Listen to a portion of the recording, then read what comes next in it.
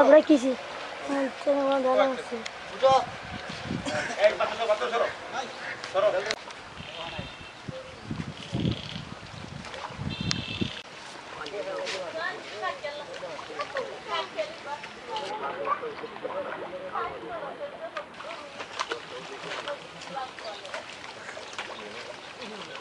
Tilapia monosex tilapia যদি করে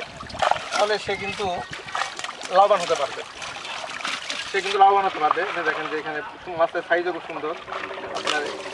এবং সব যদি একই চাষে দেখা যায় অনেক ক্ষেত্রে মাগুর মাছের দিকে যদি এই পলিকালচার করা হয় শিং মাছ মাগুর মাছের সাথেও এই নিয়ন্ত্রণ করতে পারি। কৃষকের আমরা কথা বলছিলাম ডক্টর ধোনির সঙ্গে এবং এই মালিক যিনি কামালের সঙ্গে আমরা দেখতে পাচ্ছি যে এখানে ওনার পুকুরে মাগুর দিয়েছে ফলে এখানে ব্যালেন্স পরিমাণটা যদি ব্যালেন্স করতে পারে এই পদ্ধতির মাধ্যমে রোগের পরিমাণটা এখানে কম আমার মনে হয় যে রোগ হয় না। এবার এই যে সফলতা আসলে আমরা চাচ্ছি যে এই যে এখান থেকে একটা পাইলট প্রজেক্টের মতো আমরা একে দেখে অন্যের উদ্বুদ্ধ হব এবং এটা আমরা গ্রামে গ্রামে প্রত্যেকে মাছের চাষি যারা আগে একক চাষ করতো তারা উদ্বুদ্ধ হবে এবং দেখবে লাভজনক বেশি বলেই তারা এটাতে উদ্বুদ্ধ হবে। এটা আমাদের বিশ্বাস। এটা আমার মনে হয় সারা দেশে যে মৎস্য যে প্রোডাকশন মৎস্য চাষ আমাদের প্রযুক্তি ব্যবহার করে ট্রেনিং দিয়ে আমরা জানতাম যে একটা প্রযুক্তি যখন কৃষকের কাছে আপনাদের অনেকগুলো প্রযুক্তি আছে যখন আমরা জানি এবং সেই প্রযুক্তি খুব ক্রমান্বয়ে সময় নিয়ে গিয়েছে এই প্রযুক্তি সরাসরি মাঠে আসে এই বিষয়টা এই যে গ্যাপটা অনেক কমে নিয়ে আসছে এর পিছনে কি উদ্দেশ্য ছিল? এটা উদ্দেশ্য আসলে তো টেকনোলজি যেগুলি বের হয় আমাদের অনেক দিনের অভিজ্ঞতা তারা একটা প্রযুক্তি দেওয়ার ক্ষেত্রে বিভিন্ন রকম সরকারি ব্যবস্থাপনা আছে মৎস্য অধিদপ্তরে বিভিন্ন এক্সটেনশনের কিছু কাজ কিন্তু এখানে সরাসরি আপনারা এই ঠিক কাজটা না সরাসরি এটা অভিজ্ঞতার ইয়েতে আলোচিত হয়েছে আমাদের যে আগের অভিজ্ঞতা। আমরা এখন প্রত্যেকটা কাজ আমাদের যে গবেষণাগারের ওখানে যে মাঠ পর্যায়ে যেগুলো আমরা ট্রায়াল হয় সেই ট্রায়ালের প্রেক্ষিতে আমরা একটা এখন কনফিডেন্স করে আমাদের যে ব্যাপারটাকে নিয়ে জড়িত আছে তার যথেষ্ট কনফিডেন্স আছে এবং যার প্রেক্ষিতে আমরা বলতে পারি যে এটা মাঠ পর্যায়ে নিয়ে যাওয়ার জন্য আমরা জানি যে বাংলাদেশের সব জায়গায় যদি একই রকম ইকোলজিক্যাল নয় বিভিন্ন জায়গায়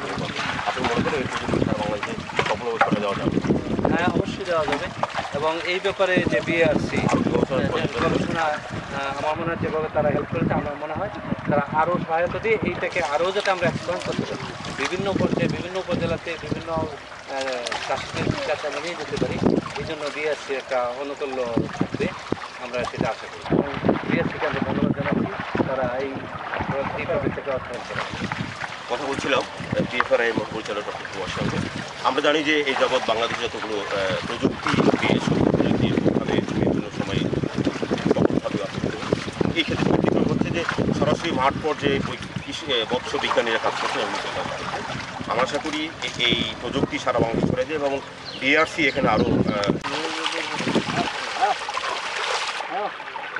না এমনিতে আমার তো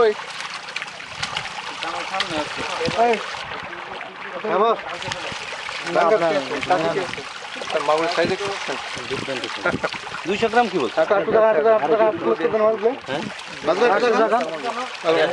টান দিলে যাবে 250 চারটে একটু এই সাইডটা ডাবায় ধরো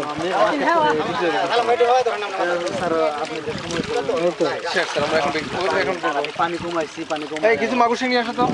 কিছু মাগুর সিং নিয়ে আসো তো না না না ডাকে না তো আশা করতেছি ভালো